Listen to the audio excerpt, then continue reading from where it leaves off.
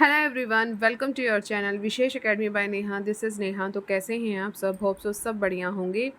तो guys, channel पर चल रही है हिस्ट्री की क्लासेस जिसमें हम दिल्ली सल्तनत का उदय टॉपिक कर रहे हैं।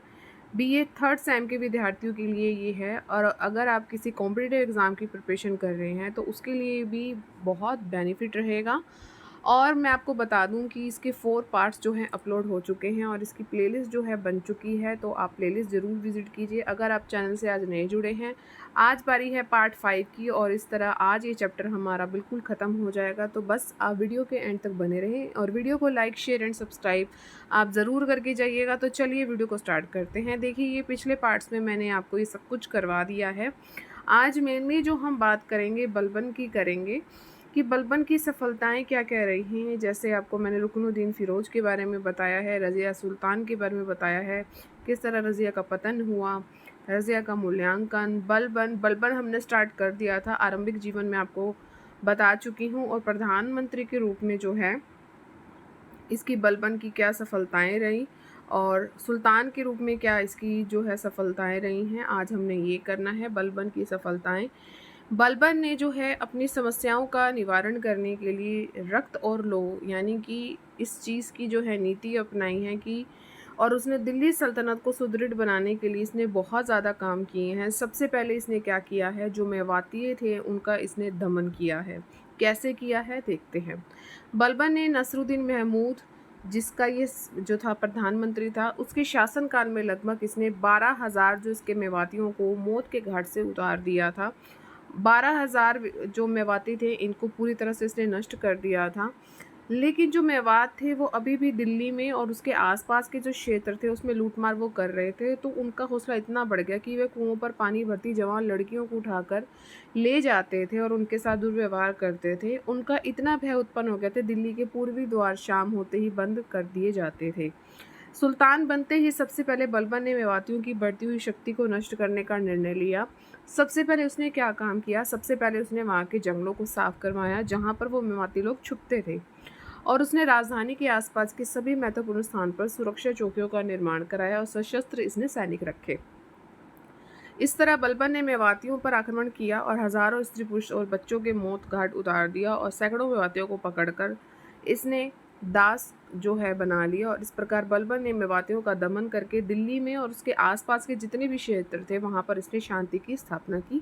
तो इस तरह इसने जो है मेवातियों का दमन किया। नेक्स्ट है दोआब और अवध के हिंदुओं का इसने दमन किया है।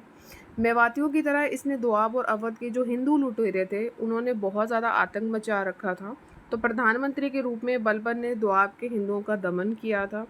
ये हिंदू लुटेरे मार्ग में आने जाने वाले व्यापारियों को ये लूट लेते थे बहुत बुरी तरह से।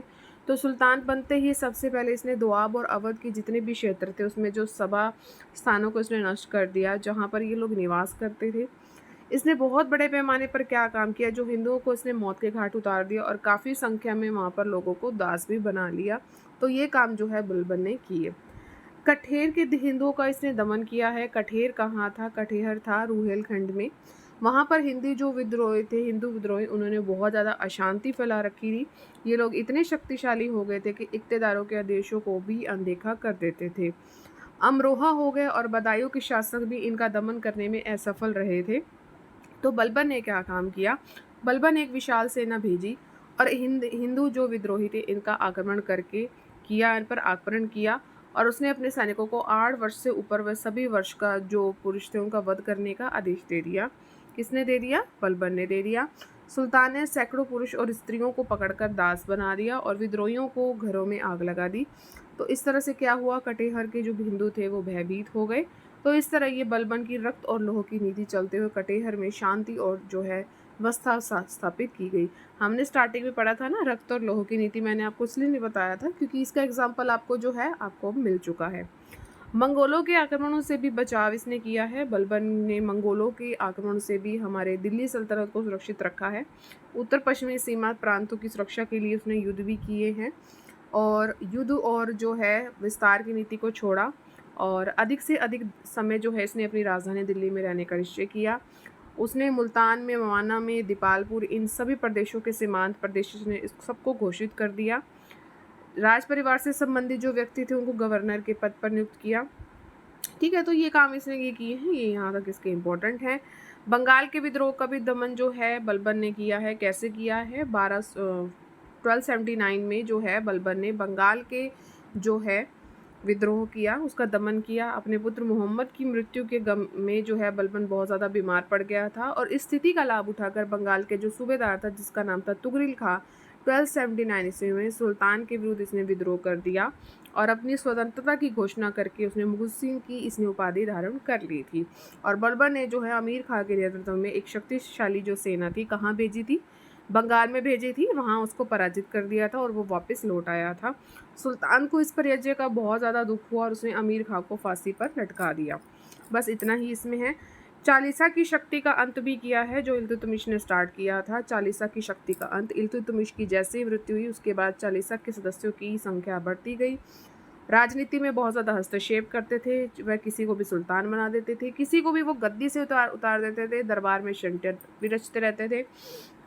बलबन को इस सब बातों का अच्छे से पता लग गया था, तो उसने क्या किया, चालीसा का अंत नहीं किया बल्कि सल्तनत में शांति और इसने जो अगर क्या था कि चालीसा को इसने सबसे पहले शांत किया है, मतलब शांति स्थापित करने के लिए इसने काम किए हैं।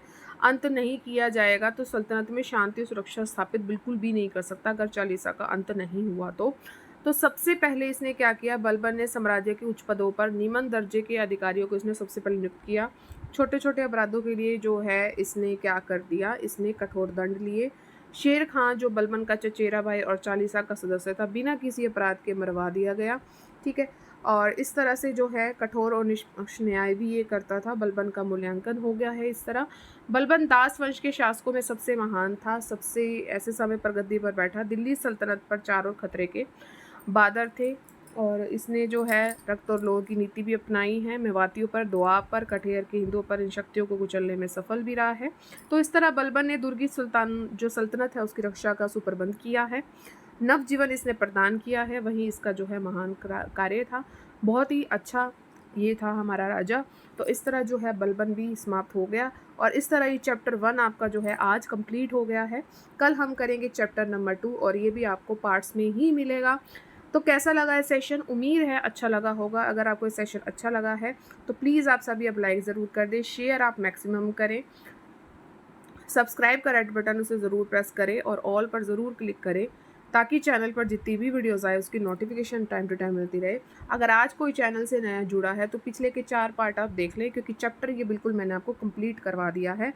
और साथ में मैं अब आपको बता दूं चैप्टर 2 होगा और साथ में मैं आपको बता दूं कि वर्ड हिस्ट्री भी मैं अब स्टार्ट कर रही हूँ बीए के विद्यार्थियों के लिए। वर्ड हिस्ट्री उनका भी जो है कल लेक्चर आ जाएगा चैप्टर नंबर 1। तो इस तरह जो है हम क्या करेंगे, सेमेस्टर आपका 3rd सेमेस्टर और 5th सेमेस्टर जो है साथ ही चलेगा। ठीक है, और दोनों की प्लेलिस्ट भी अलग अलग बन जाएगी, इसकी बन चुकी है उसकी भी बन जाएगी। तो चलिए मिलेंगे अपने नेक्स्ट सेशन में। Till then thank you so much for watching.